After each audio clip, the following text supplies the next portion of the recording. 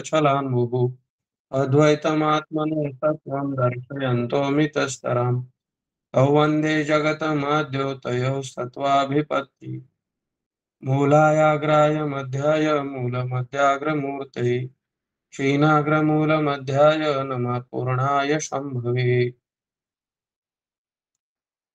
परं ब्रह्म परं धाम सच्चिदानन्दविग्रहम् ज्ञानेश्वर इति ख्यातं प्रणमामि गुरुं परम् जयन्ति शिष्यबुद्धिस्ता ज्ञानध्वान्तदिवाकरः रङ्गनाथ महाराज ब्रह्मभ्यासपरायणः पुण्डलीकवरदा हरिविठ्ठल श्री ज्ञानदेव तुकाराम पंढरीनाथ भगवान की जय। माऊली ज्ञानेश्वर महाराज की जय। जगद्गुरु संत तुकाराम महाराज की जय। शांति ब्रह्म श्री संत एकनाथ महाराज की जय। सद्गुरु सच्चिदानंद श्रीपाद भगवान की जय। श्री गुरु धूत महाराज की जय। श्री गुरु रंगनाथ महाराज की जय। सब साधु संतन की जय। अवधूत चिंतन श्री गुरुदेव दत्त। गोपाल कृष्ण भगवान की जय। का परेसी पडे मिठी तेत नाधा सळू नुठी मावावरी जेल ओटी हे के आहे का परेसी पडे मिठी तेत नादा सळू नुठी मावावरी जेल ओटी हे के आहे विवरण परमात्मा परावाणीच्याही पलीकडे आहे अर्थात जेथे परेचाच प्रवेश नाही तेथे वैखरी वाणीचा प्रवेश कसा होणार परेही परते बोलणे खुंटले वैखरी कैसे निसांगी परापश्यंती मध्यमाणी वैखरी अशा चार वाणी आहेत त्यात शब्दाचा घोष वैखरी वाणीतून होतो नाद मध्यमा पश्यंता वाणी मध्ये असतो आणि परावाणी ज्ञानरूप आहे वैखरी वाणीला कारण मध्यम वाणी आहे मध्यम वाणीला कारण पश्यंती वाणी आहे आणि पश्यंती वाणीला कारण परावाणी आहे वैखरी वाणीचा व्यवहार उभयाला कळतो मध्यम वाणीच्या व्यवहाराची स्वला प्रतीती असते पश्यंती वाणीच्या व्यवहाराची तर उभयालाही प्रतीती येत नाही व परावाणी तर केवळ ज्ञानरूपच आहे प्रत्येक मनुष्याचा व्यवहार या चारी वाणीतून चालत असतो तो प्रकार असा कोणत्याही विषयाची प्रथम मनात इच्छा निर्माण होते नंतर बुद्धीत जो इच्छित विषय असेल त्याबद्दल शब्द तयार होतो नंतर तो शब्द वाणीतून स्पष्ट बाहेर पडतो नंतर तो शब्द वाणीतून स्पष्ट बाहेर पडतो त्या शब्दांना बाहेर पडण्याला निमित्त कारणे भिन्न भिन्न असतात सगळे शब्द प्राणवायूच्या आघातापासून निर्माण होतात परंतु त्या वायूचा आघात ज्या ज्या विशिष्ट स्थानी होतो ती नावे त्यास प्राप्त होतात काही कंठ्य काही ओष्ठ्य काही दंत्य काही तालव्य काही मूर्धन्य असे निरनिराळे शब्द प्राणवायूच्या आघाताने वैखरी वाणीतून बाहेर पडतात असा आपला प्रत्येक व्यवहार चार वाणीतून असतो परंतु ज्या परमात्म स्वरूपाचे ठिकाणी ज्ञानरूप परावाणीची प्रवृत्ती नाही नादाची म्हणजे मध्यमा व पश्यंतीची प्रवृत्ती नाही तेथे परावाणीचा प्रवेश कसा होऊ शकेल ठीक आहे बोलावं महाराज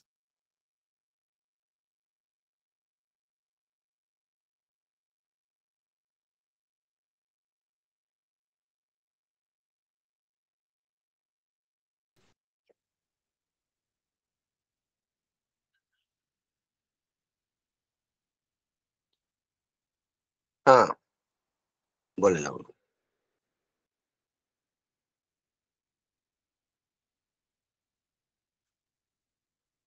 का परीशी पडे मिठी तेथे नादा सळू नुठी मा वावरी जेल ओठी हेके आहे का परीशी पडे मिठी तेथे नादा सळू नुठी मा वावरी जेल ओटी हे के आहे. माऊली महावैष्णव ज्ञानोबा राय या ठिकाणी परा पश्यंती मध्यमा आणि वैखरी या चारी वाणीचा उल्लेख करून बोलणं त्या परमात्मा स्वरूपाच्या ठिकाणी कसं अशक्य प्राय आहे हे बोलण्याची तिथं कशी प्रवृत्ती होत नाही. एकंदर तर अनुभवाचीच प्रवृत्ती नाही म्हणल्यावर जीवाच्या कुठल्याच व्यवहाराची प्रवृत्ती नाही हे त्याच्यातूनच निष्पन्न झालं. म्हणून त्या ओवीतच सांगून दिलं की ते तर अक्षराचे हरी वाईल काही. तिथं अक्षराच्या ह्या वाव्या, शब्दाच्या वाव्या,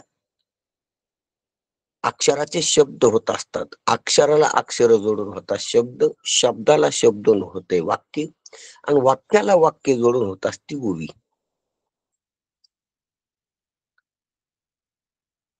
असं शब्दाच्या मांडणीचा प्रकार आहे.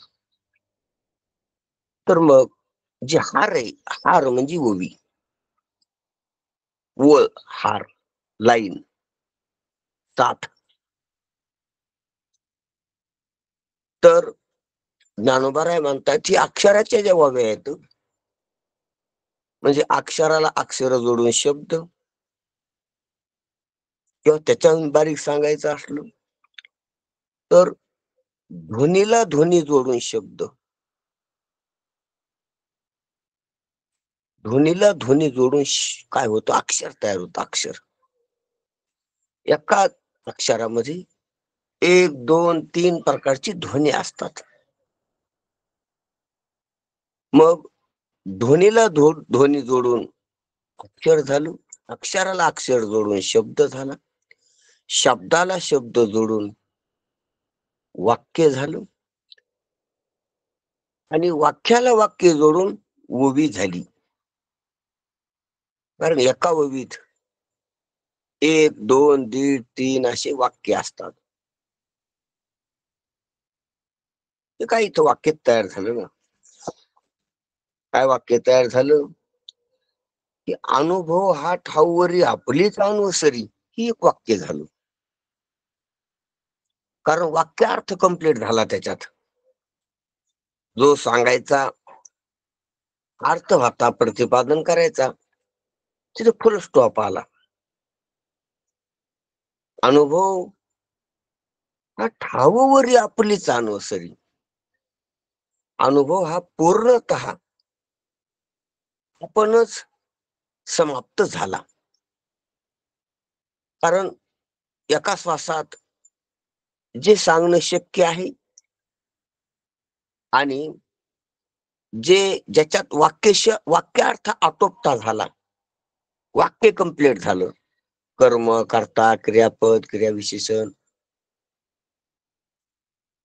हे परिपूर्णतेनं मांडणी झाली, वाक्यार्थ कंप्लीट झाला आणि श्वासाची शक्यता संपली. त्याच्यात वाक्य असते की अनुभव हा परिपूर्णतेनं आपणच समाप्त झाला, आपल्याकडूनच आपणच समाप्त झाला. अनुभव हा ठाऊवरी आपुलीच अनुसरी झालं एक वाक्य. दुसरं वाक्य सुरू झालं, तेथे अक्षराचे हरी वाईल काही. आणि त्या अनुभवाच्या अंतर्गतच येणारे शब्द. कारण अनुभवात शब्द, स्पर्श, रूप, रस, गंध यांचे संस्कार, यांच्या इच्छा, यांच्यावर केलेल्या कल्पना, यांच्यावर केलेले विचार, यांचा झालेला अभिमान,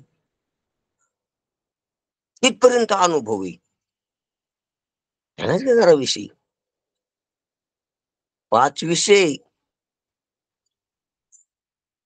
5 विषयाचे संस्कार म्हणजे वासना,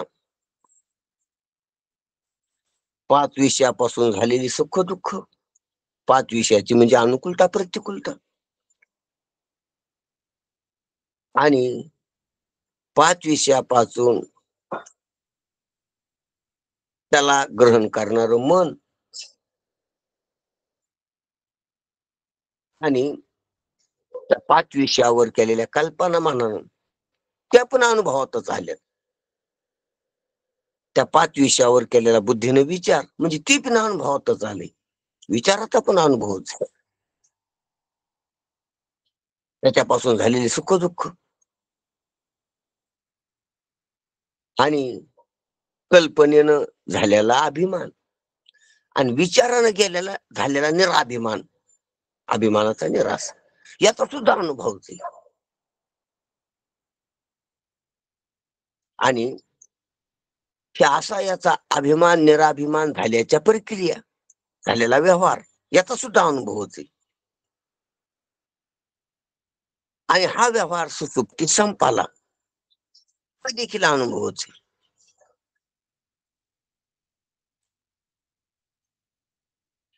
इथपर्यंत अनुभव आहे.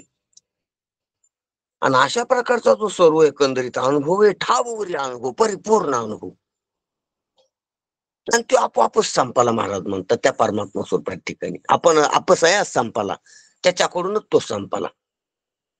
अनुभव हा ठाववरी शब्दाचा अर्थ इतका 5 विषयापासून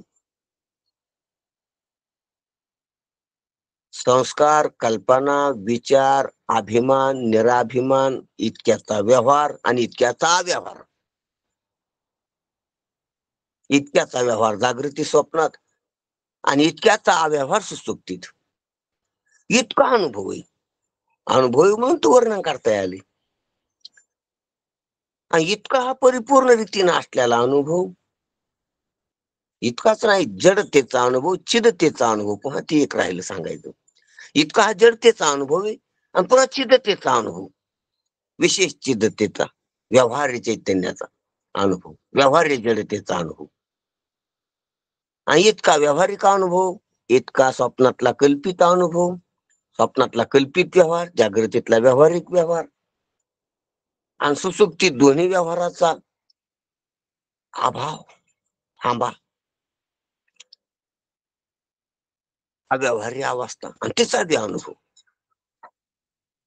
इतका जो परिपूर्ण अनुभव आहे आणि पुन्हा चैतन्याचा अनुभव, इतका व्यवहार अव्यवहार हे कोणाला कळायला? ते चैतन्याला चित प्रगट केला तर ते चित प्रगटतेचा अनुभव. एवढा हा परिपूर्ण रीतीने एकंदरीत अनुभवच अनुभव, समजा अनुभव असा एकंदरीत गोळा बेरीज एकंदरीत आढावा घेतला, हे पूर्ण अनुभवाचं क्षेत्रफळ जीवदशेतलं भ्रमण व्हावं लागलेलं औपाधिक, तर हे आपोआपच तिथं समाप्त होतं, विलयाला जातं, भंगत, समाप्त होतं, त्याच्याकडूनच ती आपुलीच अनवसरी. आणि इतकं जर होतं तर तिथं अक्षराची हरी वाईल काय, तिथं अक्षर शब्द मी बोलला हे त्याच्यातला एक विषय 5 विषयातला शब्द म्हणजे काय वेगळं थोडंच आहे.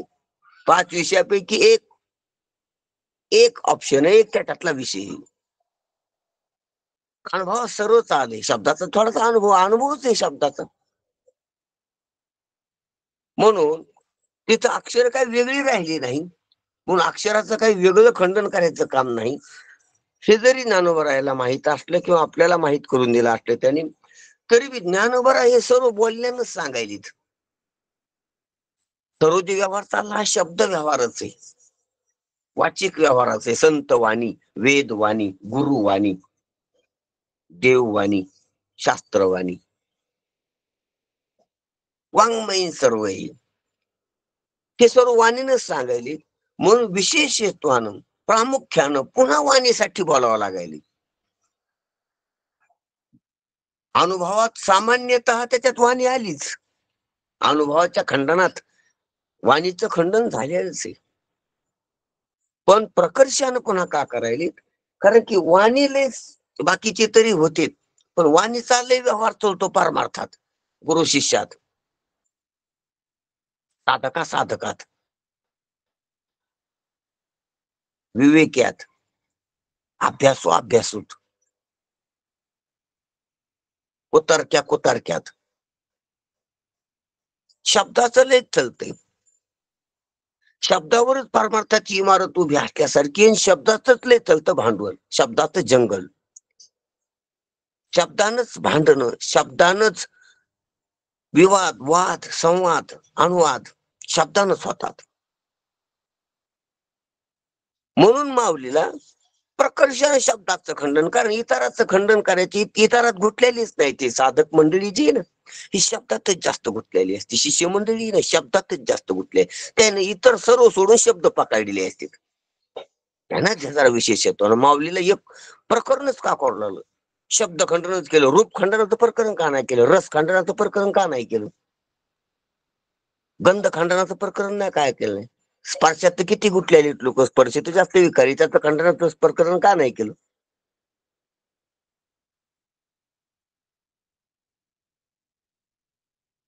व्यवहारात तर जास्त विकार स्पर्शात आहेत.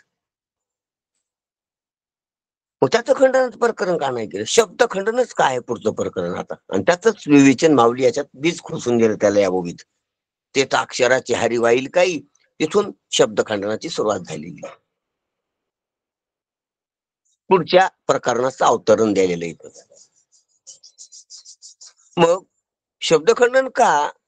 तर शिष्य साधक परमार्थ करणाऱ्या परमार्थाला प्रवृत्त झालेल्या मंडळीला शब्दाचाच आधार असतो. शब्दानच चाललेलं आहे. परमार्थाचं तसं पाहिलं तर शाब्दिकच रूप आहे वरून पाहिलं तर. कारण परमार्थ, परमार्थ, परम सत्यार्थ, सत्यार्थ शोधायसाठी निघलेला आहे साधक शिष्य. परमार्थाचा इच्छुक जो होईल, धर्म मार्गाने चाललेला, संतांच्या पाऊल खुणानं चाललेला, तो परमार्थाचा इच्छुक आहे. परमार्थ म्हणजे महान अर्थ, व्यापक अर्थ, व्यापक वस्तू, परम वस्तू, सत्य वस्तू, पारमार्थिक वस्तू, याचा इच्छुक आहे तो. मग परमार्थाला परम तसेच शब्द लागतील, म्हणून महावाक्य. अवंतर अर्थाला अवंतर वाक्य आहेत. ध्यानात घ्या. सृष्टीतल्या ह्या गौण अर्थाला जीव वाक्य पुरे येते. ज्याला सृष्टीतच ज्याचं ध्येय, सृष्टीतच ज्याचं ध्येय, सृष्टीतच ज्याला फल प्राप्त करायचं सृष्टीतलंच, त्याच्यासाठी या जीववाणी भरपूर आहे. जीववाणी त्याचा कार्यभार चालवतो. लोकवाणीच, लोकव्यवहारातल्या वाणीत त्याच भागत आहे. लोकव्यवहारातल्या वाणीत कोणाचं भागत आहे? ज्याला लोकव्यवहारातलंच फल पाहिजे, ज्याला पैसे पाहिजे, नोकरी पाहिजे, ज्याला सोनं पाहिजे, ज्याला पद प्रतिष्ठा पाहिजे, त्याचं जीववाणीवर भागत आहे. त्याला शास्त्रवाणी, वेदवाणी, देववाणी नाही जरी कळाली, नाही जरी मिळाली, नाही जरी व्यवहार झाला त्याचा, तरी जमते. म्हणजे ज्याला स्वर्गातलं फल पाहिजे, त्याला वेदातल्या कर्मकांडातल्या शब्दाचा परिचय व्हायला पाहिजे. कारण त्या शब्दानं ते फल भेटते. ते अर्थ इथं नाही, लोकवाणीत नाही तो अर्थ. लोकवाणीनं ते नाही मिळायचं. ज्याला वैकुंठ कैलास पाहिजे, त्याला उपासना, उपासना भाग जो आहे मध्य भाग वेदातला, तर त्याचा परिचय पाहिजे. त्या शब्दात ते फल दळलेलं, त्या शब्दाच्या अर्थानं ते फल होईल. आणि ज्याला पारमार्थिक पाहिजे, ज्याला आत्मा ब्रह्मरूप आहे हे पाहिजे, त्याला ज्ञानकांडाच्या शब्दाचा परिचय पाहिजे. त्याला ज्ञानकांडाची भाषा अवगत झाली पाहिजे. कारण त्या भाषेतच, त्या शब्दातच तो अर्थ, महावाक्यातच तो अर्थ आहे. परमार्थ महावाक्या, महावाक्यानं लक्षात येईल. महावाक्य ज्ञानकांडातले वाक्य, उपनिषेदी भाग, वेदांती भाग, अंतिम भाग. वेदात जे परमोच्च शिखरावरलं अंतिम बोलणे, त्या अंतिम बोलण्याचा अर्थ त्याला लक्षात आला पाहिजे, त्याला वेदांत म्हणावं. त्यानं त्याला परमार्थाची इच्छा, परमार्थाची ज्याला इच्छा आहे त्यासाठी त्या शब्दाचा परिचय पाहिजे, ते शब्द. आणि त्या शब्दाचा म्हणजे शब्दावरच आलेला असतो ना साधक. लोकवाणीतून शास्त्रवाणीवर आला, कर्मकांडाच्या वाणीवर आला, उपासना कांडाच्या वाणीवर आला, आणि आता ज्ञानकांडाच्या वाणीवर आला. जर तो वेदांती ग्रंथाचं चिंतन करायला, ऐकायला, बोलायला, वाचायला म्हटल्यावर तो वैदिक वाणीत महावाक्य विचारावर आला. म्हणून बाकीचं सर्व सोडलंय. म्हणून ध्यानात घ्या, ज्यानं वैदिक किंवा ज्यानं वेदांती शब्दाची वेदांती परिभाषा शिकायला, बोलायला, सांगायला, ऐकायला सुरुवात केली, त्यानं बाकीचं सर्व सोडलेलं हे लक्षात बी नाही त्याच्या. म्हणून मगर मिठी बसती या शब्दाची, या शब्दाच्या जंगलात शिरतो तो. शब्दोपजीवी असतो, शब्दावर जगतोय, शब्दातून आनंद घ्यायची कला आहे त्याला, शब्दातून अर्थ शोधायची कला आली त्याला. शब्दावर त्याचं जीवन अवलंबून आहे. शब्दाभिलाषी येतो, काहीच आहे सशाला, शब्दाभिलाषी येतो. सांगा महाराज, तुका म्हणे चिंता वाटी, कोण भेटी सांगे ऐसा. इच्छा आहे त्याला ऐकायची, कान पसरलेत त्यानं मन अनुसंधानाने इकडे लावले, अवधान द्यालेले. म्हणून त्याची सर्व जशी चातक पक्षाला फक्त पाण्याची इच्छा आहे, वरच्या ती खालच्या नाही, ओढून पडायला लागलेले, त्याप्रमाणे श्रोता असन, शिष्य झाला असन, साधक झाला असन, जो गुरुभक्त असन,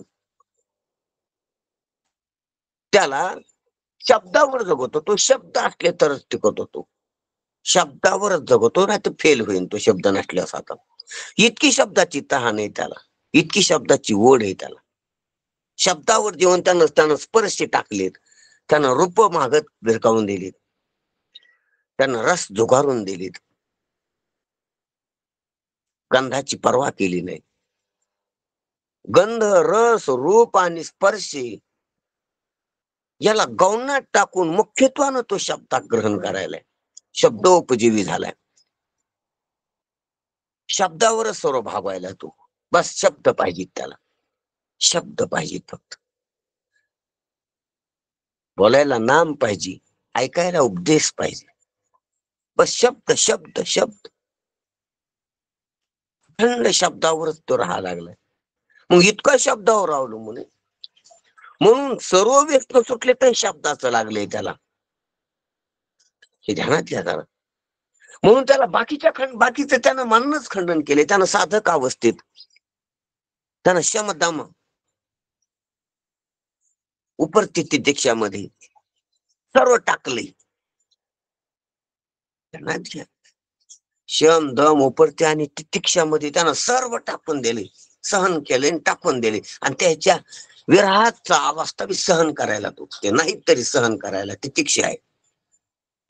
उपरची झालेली सर्व विधीपूर्वक त्याग केलाय त्याने. विधीपूर्वक म्हणजे काय, विधी काय, असं काही मंत्र भाषेचा काही संकल्प केला नाही. मनातच त्याचं गौणत्व लक्षामुळे त्याच्याकडे दुर्लक्ष झालं, उपेक्षित झालं सर्व. ते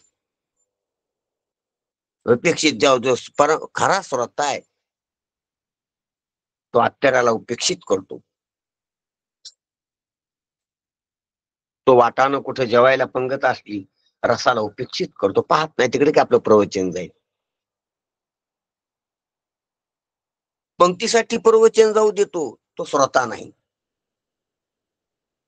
प्रवचनासाठी पंगत सोडतो, तो श्रोता. ध्यानातल्या जरा गोष्टी.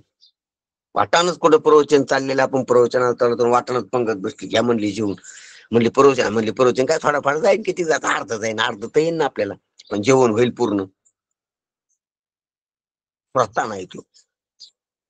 रसासाठी शब्द सोडला, कोणी गंधासाठी शब्द सोडला, कोणी रूपासाठी शब्द सोडला, की चला पाहाला चांगले येत, गार्डन आहे, कारंजे येत, पाहण्यासारखं येत, चला चांगल्या ह्या मठामध्ये पाहण्यासारख्या मूर्ती आहेत, पिक्चर आहे. रूपासाठी त्यानं शब्द सोडली, तो श्रोता नाही. स्पर्शासाठी ज्यानं शब्द सोडली, तो श्रोता नाही. सर्व चारही विषय झुगारून देऊन ज्यानं शब्द पकडले, तर शब्दात बी लौकिक शब्द झुगारलेत. कर्मकांडाचे शब्द झुगारलेत, उपासना कांडाचे शब्द खाली ठेवलेत. करू स्वर्गाची दिशानी, तुका म्हणे पावटेनी. अशी पायवाट काढली त्यानं, अशी पाऊल वाट काढली, अशा वाटानं चालला तो की स्वर्गाला नेणारे शब्द त्यानं पायाखाली तुडली. वैकुंठाला सकाम उपासना सांगणारे शब्द त्यानं पायाखाली तुडली. तुका म्हणे पावटणी करू स्वर्गाची निशाणी. स्वर्गाधिक वैकुंठाधिक हे सांगणारी, इथं श्रीमंत कसं व्हायचं सांगणारे, राजा कसं बनायचं सांगणारी हे लौकिकातले शब्द, आणि इंद्र कसं बनायचं, ब्रह्मदेव कसं बनायचं, वैकुंठाला कसं जायचं हे सांगणारे शब्द देखील त्यानं झुगारून दिले. आणि फक्त आत्मा ब्रह्मरूप आहे, ब्रह्म सत्य जगत मिथ्या जीवो ब्रह्मणा परा, ह्या शब्दाची तो फक्त अपेक्षा आहे त्यानं. इथूनच एक इच्छा आहे, बाकी करून निराशा झाली त्याची. बाकी करून काही भेटन असं त्याला वाटतच नाही. यालाच वैराग्य म्हणा. जगात काही मिळन अशी अपेक्षाच नाही राहील त्याला. कळालं, तो शहाणा झाला. हे जगात आशा होते ते येडे येत असं त्याला कळालं. स्वर्गात जाऊन काही भेटन असं त्याला वाटलंच नाही, मग तो नादीच नाही त्या. वैकुंठात जाऊन काही अंतिम फल भेटन असं नाहीच, मग त्या नादीच नाही तो. ब्रह्मदेव होण्याच्या, इंद्र होण्याच्या,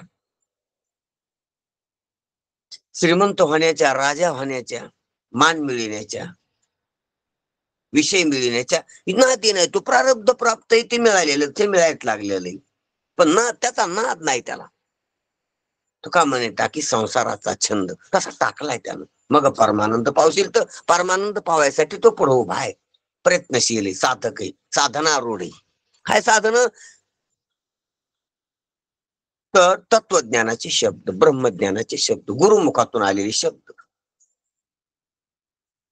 असे वेदांत शास्त्राचे, अध्यात्म शास्त्राचे जे जीव ब्रह्माचा अभेद प्रतिपादन करतात, भेद खोटा आहे सांगतात, अभेद कसा खरा आहे लक्षात आणून देतात, जग कसं खोट आहे असं लक्षात आणून देतात, जग खरं कसं नाही अशा युक्त्या सांगतात.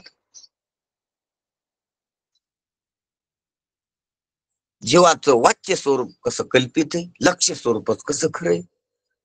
ब्रह्माचं वाच्य स्वरूप कसं कल्पित आहे, लक्ष्य स्वरूपच कसं खरंय.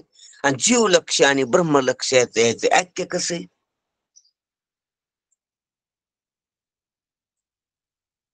हे प्रतिपादन करणारी वाक्य आहेत. याला पूरक साधक अशा युक्त्या आहेत, शब्द आहेत, शब्दानं आलेल्या युक्त्या आहेत. त्याचा आदर करतो, त्याला हृदय संपुष्ट हृदय पेटी करून पोटी साठवितो. आणि ज्या बाधक आहेत, बाधक शब्द, बाधक गोष्टी, त्याचा परित्याग करतो. त्याला म्हणावं शिष्य, त्याला म्हणावं साधक, त्याला म्हणावं परमार्थ करणारा. म्हणून परमार्थ करणारा गुंतलेला कशात असतो, तो फक्त शब्दात इतक्या याच्यातून ही सारांश काढायचा आपल्याला. त्यानं सर्व सोडे शब्द धरलेत, सर्व सोडे आणि शब्द धरलेत. शब्द सोडून अर्थ पकडायचा आहे फक्त, त्यांना घ्या गोष्ट. आणि योग्य शब्द धरलेत, कोणते बी शब्द नाही. म्हणून जे आध्यात्मिक मंडळी, वेदांती मंडळी, त्याच्याकडे योग्य शब्द आहेत, योग्य शब्द, व्यवहारातले योग्य शब्द, संसारातल्या योग्य शब्दाला सन्मिलन झाली, ते शब्दावर आरूढ झाली. आता शब्दाहून अर्थावर येते फक्त.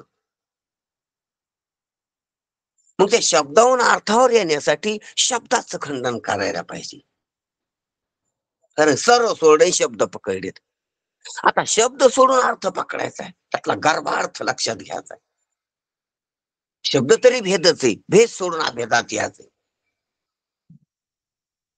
म्हणून एकाने एक सोडल्यानं सोडले. आता शब्द धरलेत, आता शब्द सोडायला पाहिजे. परमात्मा स्वरूपाच्या ठिकाणी अनुभव नाही, हे पण शब्दानं शिकलीत. शब्दानच कळाले. शब्द पकडूनच ते लक्षात घेतले. आता शब्द सोडायला पाहिजे. म्हणूनच त्या काही शब्दात सामान्यता सांगितलं. ते तर अक्षराचे हरी होईल काय, तिथं अक्षराची हा शब्द का वेगळे राहिले का? पण इतकं सामान्यता सांगून नाही जमत, म्हणून प्रकर्षानं सांगायले. का परीशी पडी मिठी, तेथे नादा सळून उठी, मा वावरी जेल ओठी हे के आहे. महाराज म्हणतात, अहो जिथं परीलाच मिठी पडली, तिथं नादाला उठायला, नादाची लहर उठायला काही वावच नाही. हा नादच आणि नादाची लहरच जर उठायला वाव नाही, तर ते वावरी जेल होती हे की आहे. त्यानं दिया वावरी जेल होती हे की आहे. परीला जिथं मिठी पडली, परात जिथं कवटाळल्या गेली, परात जिथं गिळंकृत झाली, तिथं पश्यंती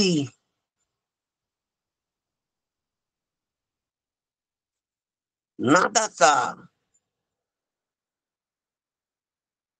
सूक्ष्म अंश घेऊन लहर रूपानं कशी उठन, लहर रूपानं उठणं ही मध्यम आहे. आणि नादाच्या सूक्ष्म अंशाला घेऊन असणं ही पश्यंती. तेथे नादा सळू पण नुठी. मग परीलाच जर मिठी पडली, तर नादांश परा ही ज्ञानांश आहे. शब्दाची सूक्ष्म अतिसूक्ष्म अवस्था ही पश्यंती, सूक्ष्म अतिसूक्ष्म, आणि त्याची लहर रूपानं बाहेर येणं ही मध्यम आहे. आणि शब्द रूपानं स्पष्ट बाहेर येणं ही वैखरी. पण महाराज म्हणाले तिथं परीलाच मिठी पडली, तर तिथं कशाचा नाद आणि कशाचा सळू.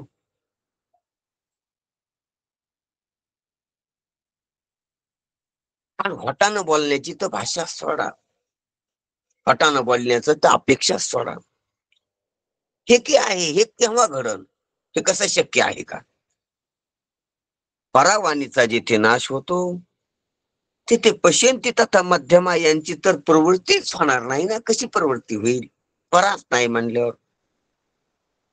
मग वैखरी वाणी ब्रह्माचे कसे वर्णन करू शकेल, असा चारही वाणीचा उल्लेख करून ज्ञानोबरायानं परीलाच मिठी पाडल्यामुळं पुढच्या वाण्या व्यर्थ ठरल्या, त्या कार्यरत होऊ शकत नाहीत, असं इथं सांगायले. की परीचा जिथे नाश झाला, तिथे पश्यंती तथा मध्यमा यांची प्रवृत्तीच कशी होईल? परीचाच नाश झाल्यावर हो. अहो सर्व फिटिंग आहे घरात, पण लाईटच नाही, म्हणजे विद्युतच नाही. विद्युत जर नाही तर ते बोर्डन, ते बटन, त्या बटनानं वायरन, त्याच्या पुढे बल्ब लावलेली, त्याच्यातून उजेड पडणे तर लांबच राहील. लाईट तुमच्या घरात विद्युत प्रवाहच खंडित झालेला आहे. विद्युत प्रवाहच नाही तर बोर्डन, वायरन, होल्डरन किंवा फॅनन जे उपकरण आहेत ते व्यर्थ पडली. हवा येणं फॅनचे लांब राहिलं, प्रकाश येणं बल्बतून दूर राहिलं. हे तर स्थूल आहे, हे तर वैखरी. मिक्सरनं, फ्रीजनं, कूलरनं व्यवहार होणं लांब राहिलं. हिटरनं तापणं, कूलरनं गार होणं, फ्रीजनं गार होणं, लाईटनं बल्बनं प्रकाश येणं, फॅननं हवा येणं, हे तर वैखरीचं रूप आहे, बाह्य रूप आहे.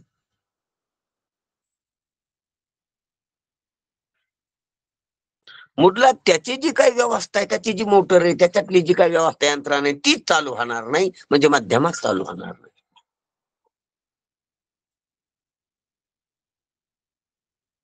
त्याच्या माग जे विद्युत पुरवठा, विद्युत प्रवाह जो बोर्डात आलेला आहे ती पश्यंतीच नाही. पश्यंतीच कार्य, बोर्ड तुमचा कार्यरत नाही. तुमचे स्विच ऑफ ऑन करण्याचे तेच नाही. तुमच्या फ्यूज मध्ये, तुमच्या इंडिकेटर मध्ये तिथंच लाईट नाही, तेच कार्यरत नाही. मेन स्विच मध्ये तिथंच तुमचं काही नाही. मेन स्विचच तुमचं ऑफ आहे, तिथं म्हणजे ऑफ ऑन होत नाही, तेच तिथंच काहीच लाईट नाही. म्हणजे पराच नाही. म्हणजे घराच्या पर असणारी जी दूध आहे तीच तुमच्याकडे येणं नाही. घराच्या पार असलेली पोल कडून, डीपी कडून जो काही प्रवाह येत असतो तो परीचा पर असलेला. तुमच्या घरात तर नाहीच ना, तो परवूनच येतो ना. मग ती परच नाही, परस्पर झाली. ध्यानात घ्या, परास्पर झाली, दुसरी झाली आणि तुमच्याकडे ती आली नाही. तर तुमचे मध्यम असलेले जे काही फ्यूज आहेत, इंडिकेटर आहेत, बोर्ड आहे, बोर्डावरली बटन आहेत, पिन आहेत, स्विच आहेत, त्याची सॉकेट आहेत, ते काय बिनकामी येते. ते चालू करा, बंद करा, आणि यंत्रणा सर्व बंद आहे पुढची, आणि व्यवहार सर्व ठप्प झाला. व्यवहार म्हणजे वैखरी, व्यवहार ठप म्हणजे वैखरी ठप. मध्यमा ठप म्हणजे त्या यंत्रातली जी यंत्रणा आहे, जी मोटर आहेत, जे कार्यप्रवृत्ती फिरणे, ते बंद.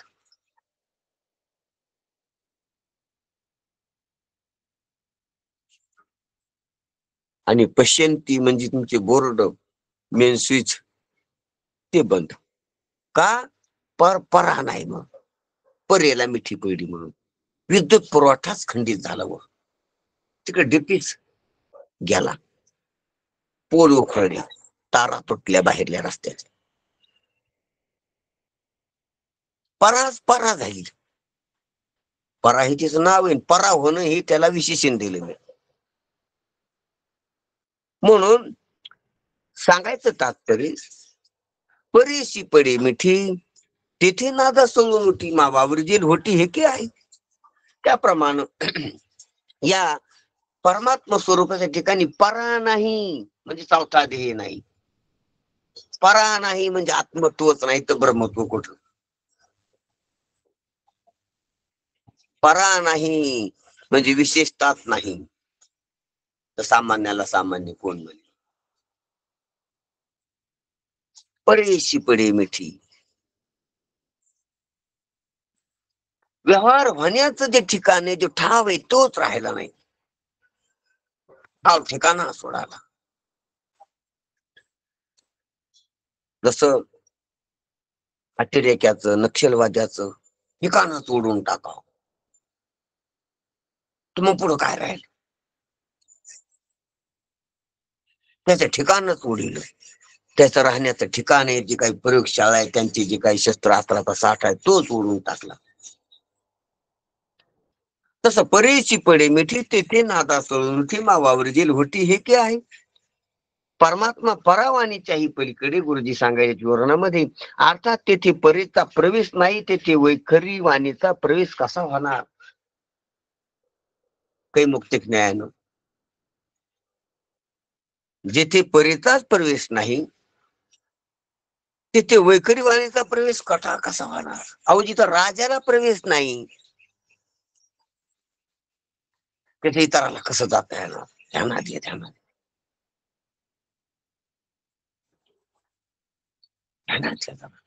राजाला जिथं हात सोडिनात, तर भिकारी त्याच्या मागून लेणी लागला होता.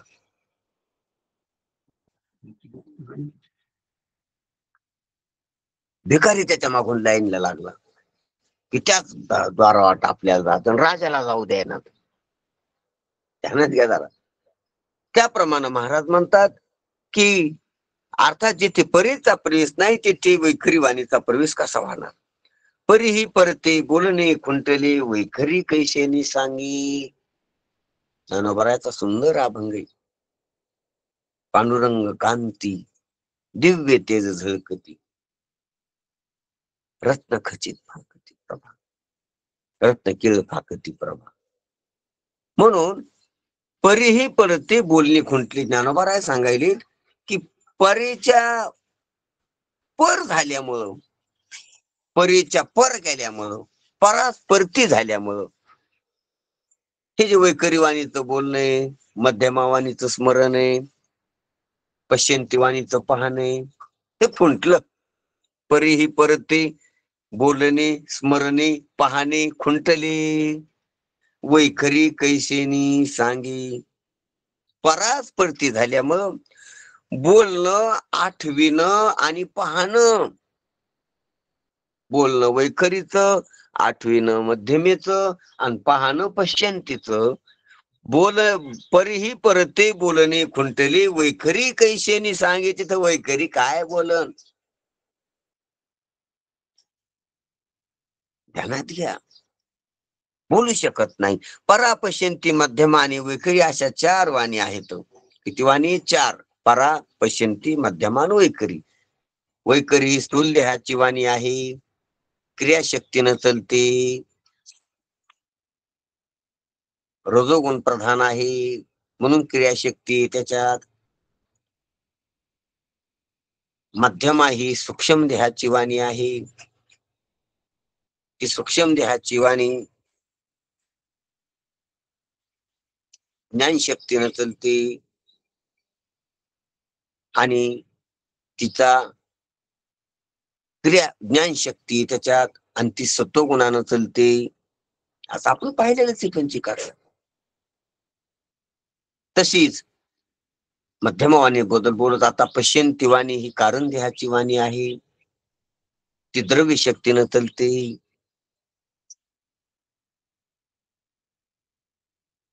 आणि तिनं संस्काराचा व्यवहार होत नाही, फक्त संस्काराला पाहण्याचा, संस्काराचं प्रकाशन करण्याचा व्यवहार होतो. संस्कार ही मध्यमा, संस्कार उद्भूत करणं, बोलून दाखवणं ही वैखरी. पण माझ्या मनात जे मध्यमेत जमा होतंय तीच वैखरीनं शब्दाद्वारे मी बाहेर प्रगट करतो. शब्द जे बाहेर येतात ते मध्यमेत सूक्ष्म रूपानं जमा असलेले संस्कार आहेत.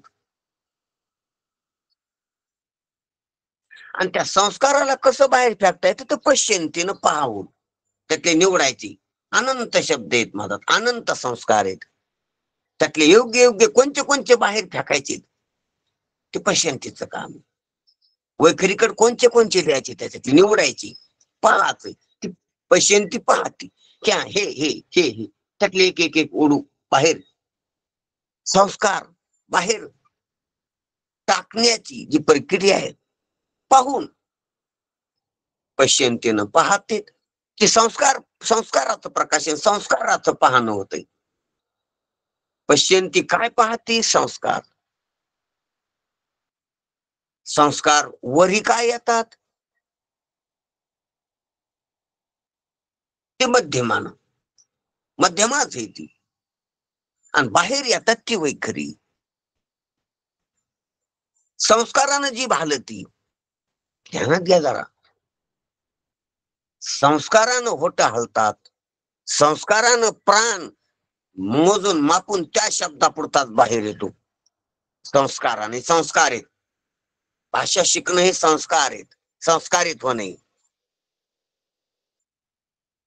कसा शब्द काढायचा ही कला आहे. हे अंतर्गत शिकलोत आपण आईच्या, कुटुंबातल्या, शिक्षकाच्या सहकार्यानं, त्यांच्या सान्निध्यात. मग हे संस्कारच आहेत. तितकाच मोजून प्राण बाहेर आला पाहिजे, तशीच जीभ हल्ली पाहिजे, तशीच होट हल्ली पाहिजे. काही शब्द कंठातून काढायचे, काही होटातून काढायची, काही दाताच्या स्पर्शानं काढायची. पहा, शब्द कंठातून काढणं हे अ अ आई उ हे जे 16 स्वर आहेत किंवा 12 म्हणते तर हे सर्व स्वर आहेत हे कंठातून फक्त बाहेर येते. जीभ न हलता, होट न हलता, फक्त बाहेर यासाठी द्वार पाहिजे त्याला. पटानं फक्त दरवाजा सोडायचा त्याला, वाट सोडायची, फक्त अडथळा करायचा नाही. स्वर बाहेर येतात. नंतर जीभ वाटाला लागून, जीभ दाताला लागून, जीभ टाळूला लागून, जीभ जिभेत दुमडून जे काही उच्चार होतात ते सर्व व्यंजन आहेत. वेगवेगळे तालव्य, भ्रष्टव्य, दंतव्य, कंठव्य हे वेगवेगळे व्यंजन आहेत. म्हणजे हे जे तयार होतात तर यासाठी ही वैखरी वाणीची रचना आहे वरची. मध्यमेतून वैखरीकडे येताना अशक्य होतंय आणि मग शब्द बाहेर येतो. एक पेटी वाजल्यासारखं, मृदंग वाजल्यासारखं, एक बासरी वाजल्यासारखे. बासरी वाजवणाऱ्याला संस्कार असतात. कोणचं कशी फुकायची हवा त्याच्यातून, किती दाबानं, किती वेगानं, आणि पुढचे जे होल आहेत त्याला छिद्र आहेत ते कोणचे दाबायचे, कोणचे सोडायचे, कोण्या वेळाला, कसा उंच, मध्य आणि सौम्य शब्द कसा काढायचा हे त्या बासरी वाजायला कला असते, संस्कार असते. शिकला म्हणजे संस्कारित झाला. हे पहा, व्यवहारातलं शिक्षण म्हणजे त्यानं संस्कारित होणं. काही बी कोण ड्रायव्हिंग शिकला तर त्यानं संस्कारित झाला. पायानं काय काम करायचे, हातानं काय करायचे, डोळ्यानं काय करायची, कानानं काय करायची, तिथल्या त्या क्षेत्रातली सर्वच इंद्रियाला काम असते. तिथं कर्मेंद्रियाला, ज्ञानेंद्रियाला, मनाला, बुद्धीला संस्कार लागतील. त्याला ते संस्कार त्याच्याकडे असतील.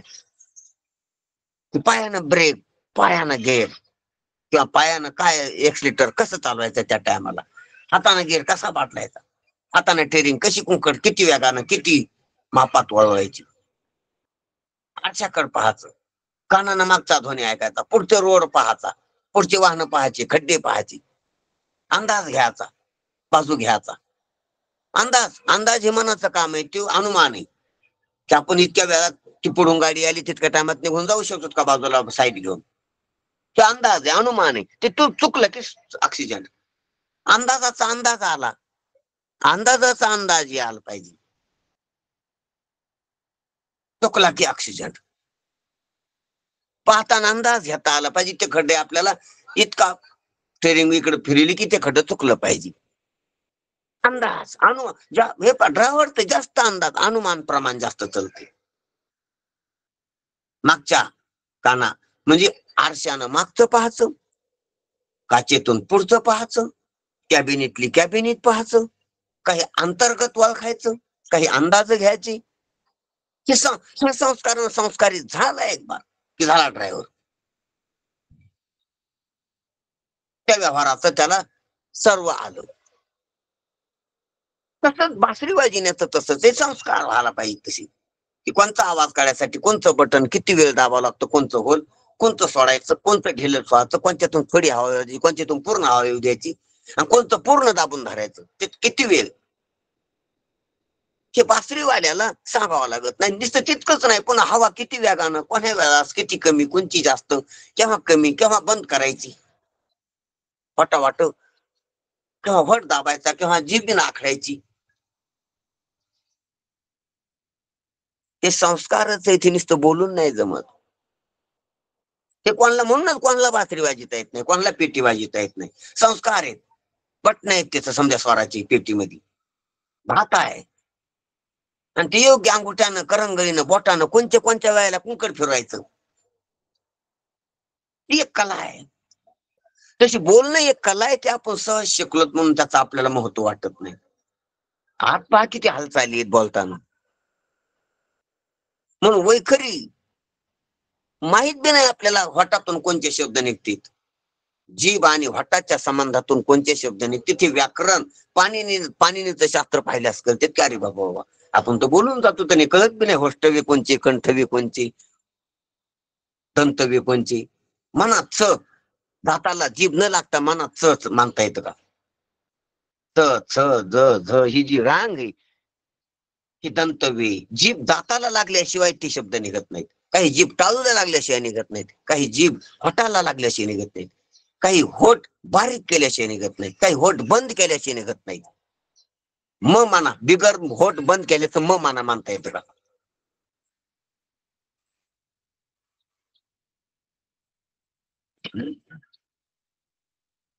काही नाशिकी आहेत.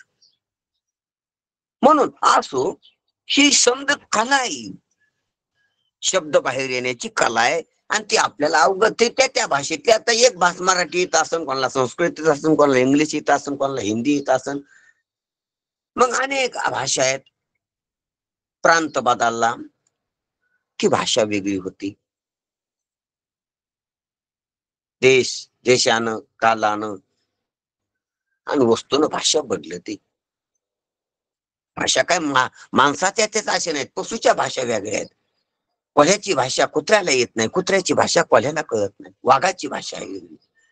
आपल्याला ते आपण अनुभूत नाही, त्याच्यानं आपल्याला माहित नाही. पक्ष्याची भाषा कुत्र्याला कळत नाही, चिमण्याची भाषा वेगळी, कावळ्याची भाषा वेगळी. म्हणून त्याचा म्हणून ज्याच्या जातीतली ज्या ज्या वस्तू, म्हणजे जे जे देश, काल, वस्तू, आणि त्याची ती भाषा प्रांतातल्या वेगळ्या आहेत. पण ते नैसर्गिक असल्यामुळे इथलच्या कावळ्याची भाषा आणि अमेरिकेच्या कावळ्याची भाषा एक असू शकते. चिमण्याची आणि कावळ्याची वेगळी असेल, पण कावळ्याची एक असन, असं एक मला वाटतंय. पण मानवाचं तसं नाही. मानवाचं प्रांत बदलला, माणूस जरी तसाच असला तरी भाषा वेगळी, देश बदलला. म्हणून मानवाची वेश, मानवाची भाषा, मानवाची संस्कृती ही वेगवेगळी कृत्रिम आहे, मानसिक आहे. म्हणून पशुचा वेश, कुठाला पहा कावळा, भाषा आणि त्याची प्रारब्ध प्राप्त संस्कार. मानव प्रारब्ध प्राप्त संस्कारानं जगले तर सर्व सारखे असते, पण कृत्रिम संस्कारानं जगतात म्हणून वेगवेगळे संस्कार ते आहेत. कोणी दाढी वाढीत, कोणी शेंडी काढित, कोणी जटा राखीत, कोणी कान टोचत, कोणी वेगवेगळे वेग आहे का, कोणी गोंधीत, कोणी असे गण लावतं, कोणी तसे गण लावतं. हे संस्कार आहे, संस्कार ते आहेत, आपापले संस्कार आहेत, म्हणून वेगवेगळे. म्हणून चित्रविचित्र व्यवहार आहे मानवात. पशुपक्षात तसा नाही. कुठेली गाय पहा तशीच, तेच खाती, तसंच राहती, तसाच रवंत करते, तसंच बसती, तसाच पळती, तसेच वासरू देते, तसाच व्यवहार आहे. कुठेली गाय पहा, कुठेली म्हैस पहा, तसाच सारखाच आहे. तसं मानवाचं नाही. आज तो आपला विषय विस्तारित व्हायलाय. म्हणून परापश्यंती, मध्यमा आणि वैखरी या चार वाणी आहेत. त्यात शब्दाचा घोष वैखरी वाणीतून होतो, नाद मध्यमा व पश्यंती वाणीमध्ये असतो, आणि परावाणी ज्ञान स्वरूप असते. चार वाणीची चार रूप लक्षात आणून दिली माऊली आपल्याला ज्ञानवयांनी गुरुजीनं. ब्रह्मभूत रंगनाथ गुरुजी परभणीकरांनी चार रूप लक्षात आणून दिली. ते चार रूप आपण लक्षात घेऊ की त्यात शब्दाचा घोष, जो घोष होतो बाहेर, सर्जना, घोष शब्दाचा अर्थ म्हणजे एकमेकाला आदळून बाहेर येणं, ध्वनी, तो घोष आहे. जसा चाव्याचा घोष असतो, म्हणजे चाव्या अनेक असतात आणि एकमेकाला लागून त्याचा झंकार आवाज येतो बाहेर, त्याला घोष म्हणू. अनेक एकमेकावर आदळणं, आघात होणं, आणि त्याच्यातून जो ध्वनी येतो त्याला घोष म्हणू. एका चाबीला घोष म्हणत नाहीत. किचनला जर एकच चाबी असते तर घोष म्हणत नाहीत. एकच किचन असावा, अनेक चाब्या असावा, त्याला घोष म्हणू. अनेकाचा मेळावा, याला घोष म्हणतात. एका फुलाला घोष नाहीत म्हणत. एका फुलाला गजरा नाही म्हणता येत, हार नाही म्हणता येत. तिथं अनेक फुलं एका जागेवर लावली, त्याला आपण गुच्छ म्हणू. गुच्छ, घोष, गजरा एकच.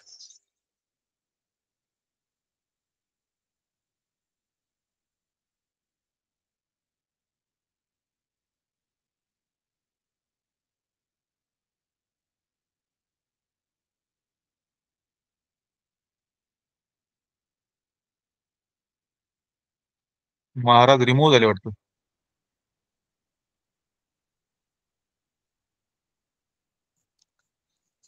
हो हो, कट झालेत. त्यांना कल्पना आहे का? नाहीतर मग फोन करायला पाहिजे त्यांना. एकदा फोन करा. ठीक. जॉईन होता येईल त्याला डायरेक्ट बहुतेक. काय नोट्स बंद येते. हा, झालते महाराज जॉईन. हा, झालं.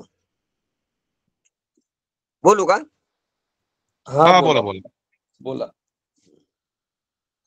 हा, तर परा, पश्यंती, मध्यमा आणि वैखरी अशा 4 वाण्या आहेत.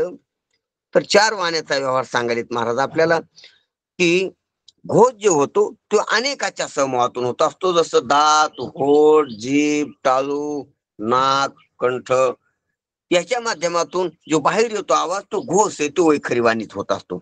नाद हा मध्यमा वाणीत असतो. त्या घोषा वाचून एकात होतो तो नाद, अनेकात होतो तो घोष. आणि पश्यंती हा नाद मध्यमा वाणीत असतो. नादाची जी मोठी अवस्था आहे, मध्यम अवस्था आहे, ती मध्यमात.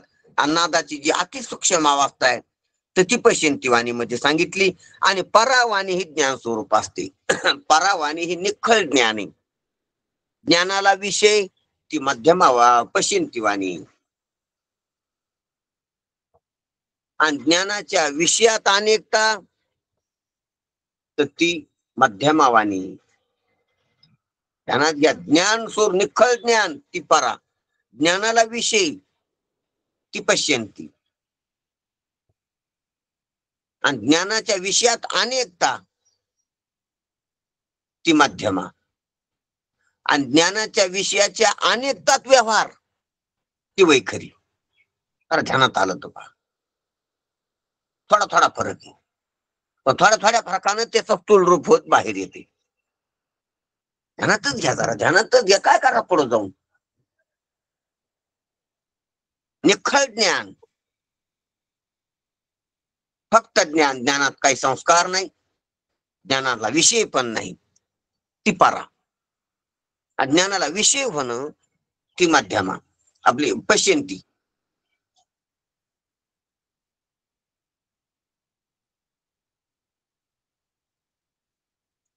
चालू आहे का बंद झालं? आहे चालू, आहे चालू, काय अडचण नाही. हा, चालू आहे चालू ते आहे. कॉल यायला कोणाचा येणार कारण, हा त्यानं तसं आलं. ठीक आहे. हा, आणि ज्ञानाच्या विषयात अनेकता तर ती मध्यमा. अनेक अनेक संस्काराचा गुच्छ आला ती मध्यमा. आणि त्या अनेकात व्यवहार होणं, त्या संस्काराचा व्यवहार होऊन बाहेर यायला लागला ती वैखरी. असो, म्हणून ध्यानात घ्या. आणि ही अशा प्रकारची मध्यमा, पश्यंती, परा आणि वैखरी, म्हणजे परा, पश्यंती, मध्यमा आणि वैखरी या 4 वाण्याचं निरूपण सांगितलेलं आहे. वैखरी वाणीला कारण मध्यमा वाणी आहे, मध्यमा वाणीला कारण पश्यंती वाणी आहे, आणि पश्यंती वाणीला कारण परावाणी आहे. म्हणजे एकमेकाचं पुढच्या कार्य आहे तर मागचं कारण आहे, पुढच्या कार्य आहे तर मागचं कारण आहे. शेवटचं कार्य वैखरी वाणी. वैखरीचं कारण मध्यम आहे, मध्यमाचं कारण पश्यंती, पश्यंतीचं कारण परा आहे. एकमेकाचे कारण आहे. आणि परेचं कारण किंवा पराध्यस्त होत असेल मग तिथे. हा, परा आहे तर परा यायचं कारण आहे. कशाचं? ह्या सर्वांचं कारण परा आहे. आणि परा ही परात परावर अध्यस्त आहे, परात परावर ते अध्यास आहे तिचा. बरोबर हा, बरोबर. परात्पर जो आहे परमात्मा त्याच्यावर अध्यास आहे पराचा. तो परात्पर त्याच्यामुळे म्हणते त्या परमात्म्याचं नाव आहे तिथून पुढचं, तिथून पलीकडा. असो, परमात्मा, परात्मा म्हणजे परेच्या परा. परेचं चांगलं विश्लेषण झालं बरं का महाराज. परात परावर आहे म्हणून परा. हा असो, म्हणून सांगायची गोष्ट, वैखरी वाणीला कारण मध्यमा वाणी आहे. म्हणून हे कार्यकारण भाव कळाला पाहिजे आपल्याला. जसं घाटाचं कारण खापर आहे, चला खापराचं कारण चिखल आहे, चिखलाचं कारण माती पाणी आहे. हे जसं आपण पाहा लागलो, एकमेकाचं कार्यकारण आहेत. घटाचं कारण खापर आहे. घट कशामुळे म्हणले? खापर खडपावून. खापर असल्यावर घट, खापराशिवाय घटच नाही. खापर चिखलाशिवाय नाही, चिखल पाणी मात्याशिवाय नाही, पाणी मातीच्या संबंधाशिवाय नाही. एका एकटी पाणी चिखल नाही, एकटा माती चिखल नाही. पाणी मातीचा चिखल हीच परा आहे, जड चेतनाचा संबंध हीच परा आहे. पाणी माती पाणी मातीचा संबंध परा, त्या संबंधात झालेला चिखल पश्यंती, पश्यंतीचा झालेलं खापर मध्यमा, आणि खापरीचा झालेला घट व्यवहाराला आला बाहेर घट, तर ती झाली वैखरी. त्याच्याशी आपण दृष्टांत दाखल घेतलं त्याचप्रमाणे ह्या वाण्याचा एकूण एकाचा कार्यकारण भाव आहे. कार्यकारण भावाची श्रंखला आहे, साखळी चेन सिस्टीम आहे पुढे. म्हणून एकूण एकाचा कार्यकारण भाव सांगितला आहे. वैखरी वाणीचा व्यवहार उभयाला कळतो. वैखरी वाणीचं लक्षण सांगायला की ते व्यवहार उभयाला कळतो. आपल्याला कळतो आणि दुसऱ्या पुढच्याला कळतो. त्यानं बोललेलं आपल्याला कळतं, आपण बोललेलं त्याला कळतं, कारण वैखरी वाणीचा बाह्य व्यवहार आहे. मध्यमा वाणीला कोणतं झालं, वैखरी वाणीला, ते झालं.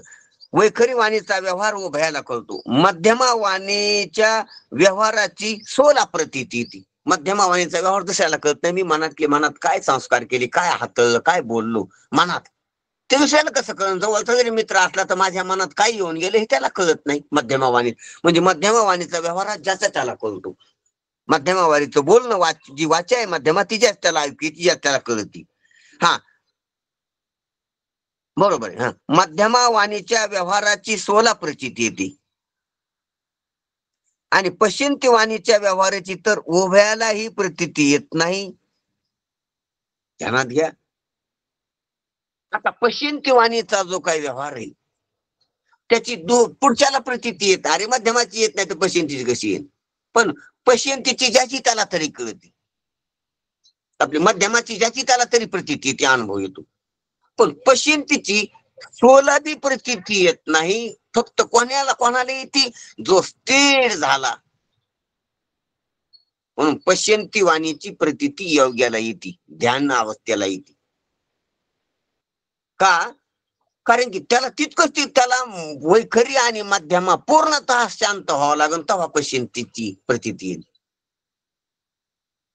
अरे मध्यमेची प्रतीती घ्यायची असली तर स्थूल व्यवहार बंद करावा लागतो बाहेरला बोलण्याचा. बोलणं बी नाठीनं बी संग नाही जमत. बोलणं बंद झाल्याशिवाय मध्यमेची प्रतीती येत नाही. आणि मध्यमाचे संस्काराची चलबिचल बंद झाल्याशिवाय पश्यंतीची प्रतीती कशी येईल. म्हणून पश्यंतीच्या प्रतीतीचा अधिकार योगी ध्यान अवस्थेवाला आहे, जो मौनात गेलेला आहे, जो स्थिरावलेला आहे, ज्याचं बाहेरलं यंत्र नाटलं तंत्र स्थिर झाले, मनाचं तंत्र आणि वाणीचं किंवा ह्या बाहेरल्या या शरीराचं यंत्र स्थिर झाले, शांत झाले, त्याला पश्यंती वाणीचा अनुभव येईल. तो योगी, तो ध्यानी, तो मौनी. म्हणून मध्यमा वाणीचा व्यवहाराची सोला प्रतीती येत असते, वैखरी वाणीची उभयाला येत असते, पुढच्याला ना आपल्याला, मित्राला ना आपल्याला. आणि मध्यमा वाणीची आपल्या मध्यमा वाणीची मित्राला येत नाही, मित्राच्या मध्यमा वाणीची आपल्याला प्रतीती येत नाही, अनुभव येत नाही. आणि पश्चिंती वाणीच्या व्यवहाराची तर उभयाला येत नाही, विक्षिप्त असलेल्या सोला बी येत नाही.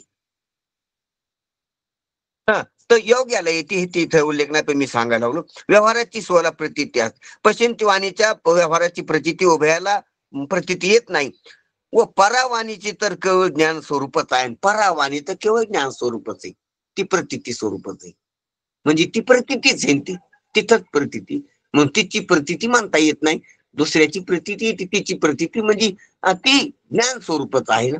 ज्ञानाची वाचा आहे ती, तीच ज्ञान आहे ना. तिथंच कळणं, तिथंच कळण्यात आहे, तोच प्रकाश आहे, तीच विशेषता आहे, चित विशेषता आहे, केवळ ज्ञान स्वरूपाचा आहे. प्रत्येक मनुष्याचा व्यवहार हा चारी वाणीतून चालत असतो. तो प्रकार असा, तो प्रकार उद्या पाहणार आहेत आपण. प्रत्येक मनुष्याचा व्यवहार चार वाणीतून चालत असतो. हे जे बोलणं काही बी मी समजा असं म्हणलो, आता काही शब्द नाही, स्वर झाला, एक हंचा अहंकार झाला, तो बाहेर आलेला स्थूल रूपात तुम्हाला ऐकू आला. त्याच्या अगोदर सूक्ष्म अवस्था होती त्याची संस्काराची, ती मला लक्षात आली.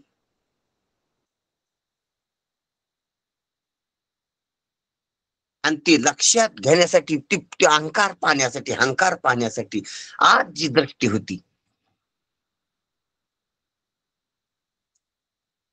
ती पश्यंती पाहण्याला विषय येतो. आणि जे केवळ पाहण्याविषयी निर्विषयी पाहणं, ते केवळ पाहणं ते ज्ञान आहे, ती परा आहे. निर्विषय पाहणं ती परा, सविषय पाहणं ती पश्यंती. आणि विषयाची अनेकता ती मध्यमा, आणि अनेकतातला व्यवहार ती वैखरी. असो, या चारही वाण्याचं विश्लेषण आपल्या या गुरुजीच्या सांगितलेल्या पद्धतीने आपण लक्षात घेतलेलं आहे.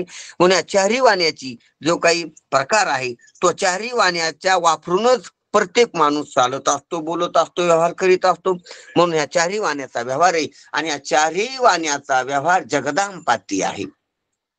चारही वाण्याचा व्यवहार हे म्हणजे ज्ञानाची विषयता, विषयाची अनेकत्व आणि अनेकत्वाचं प्रगटीकरण. व्यवहार, अनेकत्वाचा व्यवहार, क्रिया. त्याच्यात क्रिया आली की वैखरी. बरोबर बरोबर. ह्या चार ठीक. वाणीचं स्पष्टीकरण आहे. म्हणून असं, आणि चार वाणीचा व्यवहार हे जगावर होतो प्रयोग, जगावर प्रयोग होतो. वैखरीचा प्रयोग स्थूल जगावर, मध्यमेचा प्रयोग सूक्ष्म जगावर, पश्यंतीचा प्रयोग कारण जगावर. ध्यानात घ्या. आणि परेचा प्रयोग इकडं नाही होत. परेचा प्रयोग करायला तिथूनच हे सर्व प्रयोग तिथून होते.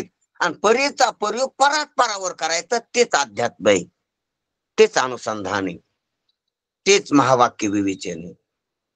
परेचा प्रयोग परात्परावर करणं. म्हणून परी ही परती बोलणे कोणती, परा माग काढायची. परेला परेपासून पुढे आला की संसार, परेच्या माग गेला की परमात्मा रूपता. ध्यानात परेला परतायचंय. परेचा परायला परतीनं हा परमार्थातला साधना आहे.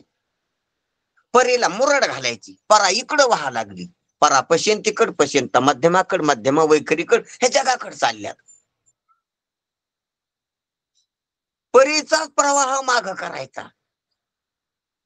परेला परतत्व कड अनुसंधान करायचं परेचं. बस संपलं. जीवशिव ऐक्य, आत्मा परमात्मा आहे, आत्मा ब्रह्मरूपी असं तीच. म्हणजे आत्मा इकडे जीव देशे का, म्हणजे परा इकडे व्हा लागली, तिला माग करायचं. परतोनी पाठीमोरे ठाके, आणि आपणे हाती आपण देखे, ही परावाणीची मुरडी. म्हणून तीच साधू संतांना आपल्याला वेगवेगळ्या उपदेशाच्या शब्दानं घालून दिलेली आहे. म्हणून हा चारही वाणीचा व्यवहार मनुष्यामध्ये होतो, पशुमध्ये 3चा व्यवहार होतो, कीटक पतंगामध्ये 2चा व्यवहार होतो, वृक्ष वेली लोह लोष्टामध्ये 1 वाणीचा व्यवहार होतो. तो विषय आपण उद्या पाहू. ठीक आहे. ठीक. धन्यवाद महाराज. हो. जय हरी. जय हरी. हो. कुंडली